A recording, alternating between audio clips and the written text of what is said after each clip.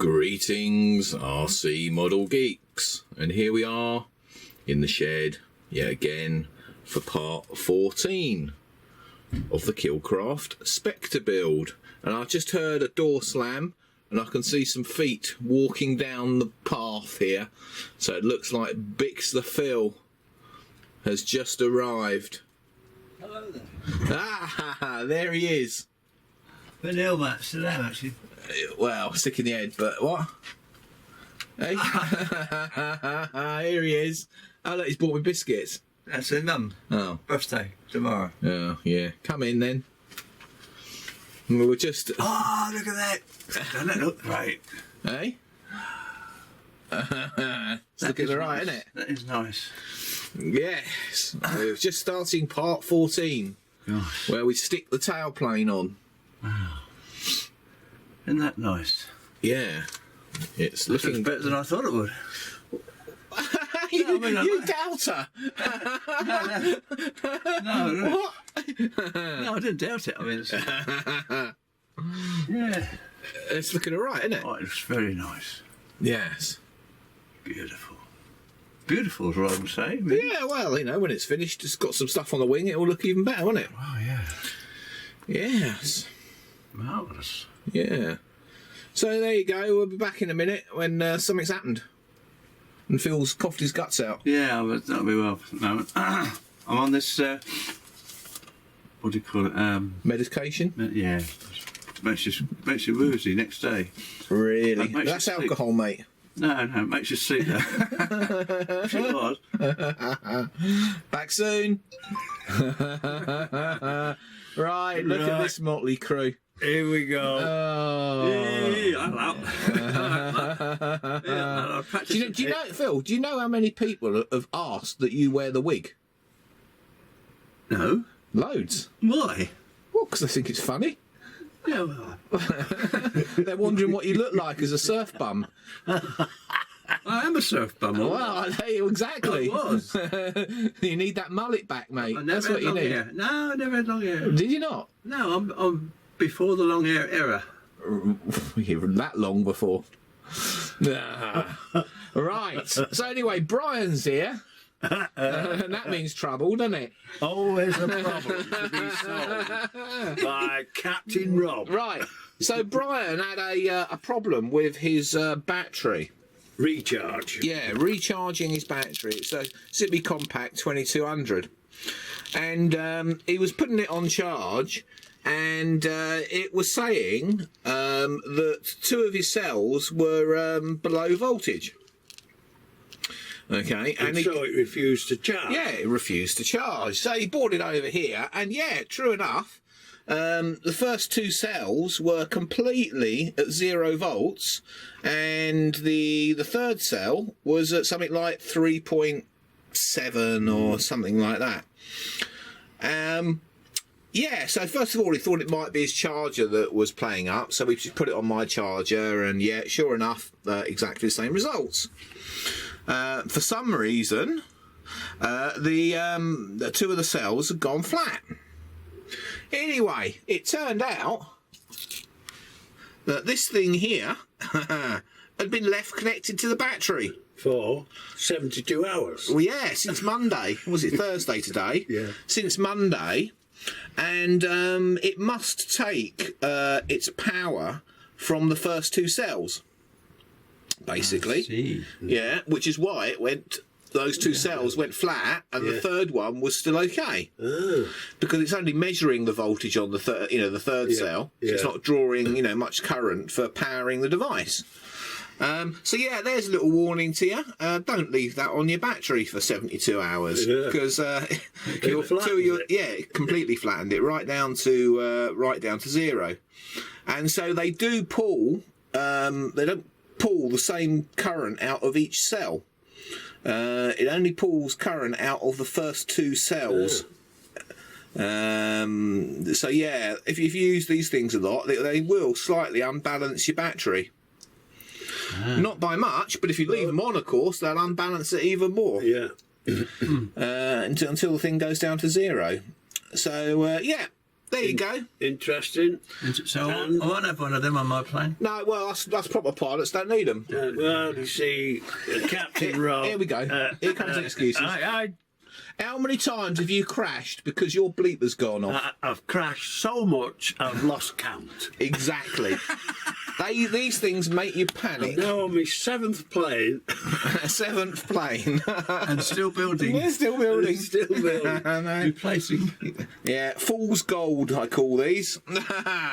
Anyway, there you go. Normal viewing will be resumed any second now. Right. So that was the morning gone. And now it's the afternoon and I might be able to actually get on with the plane. So, yes, I've mixed up some epoxy and I've stuck the horizontal stab onto the plane. So that is all good. Yes, so all I've got to do now is whack on the vertical stab and the rudder. So that's going to be the next things to do. I was just going through my stash of stuff. And, well, the wheel they give you for this in the so-called kit, if we open up my stash box here, the wheel they give you is this horrible lump of plastic. It's like the wheel you get on one of those little wind-up 99p planes, you know, with a rubber band down the middle and a stick. It's horrible. So, in my stash, now, does anybody remember Radioactive? Yeah, you can tell how old this is, because on the back, if it will focus, it says send 2 first-class stamps for catalogue. Nobody's done that for years. So, in the bag that had that label on, I found this.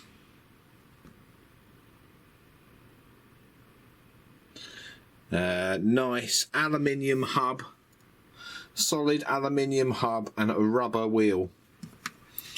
So that is going to be the tail wheel for the plane. I remember years and years ago, probably back in the early 1980s, I had 2 more wheels like this, but bigger diameter. If only I still had them, because they'd have been perfect for this the front wheels on this plane. But the ones they supply in the kit are these. Yeah, they're all right, you know, they're sort of rubber. Then it's just like plastic hubs. But yeah, they don't match the quality of that little baby. Look how shiny that is. You can see the reflection of the plane in it. But yeah, that's going on as the tail wheel, and those are going on as the main wheels. But anyway, that's in the future. So next thing is I've got to mark this off and then remove the covering from here, and then I can stick this vertical fin here onto there. So back with you when I've done that. Okay, so the tail is on. All the push rods are connected up for the rudder and the elevator. The tail wheel is on, and the main wheels are on. So we're getting pretty close now. Pretty close. Probably one more day, and it should be ready to fly. I reckon CG's good. Spot on the money. Which is nice, with no weight or anything like that to add or take off. The one thing I might modify is that cowling.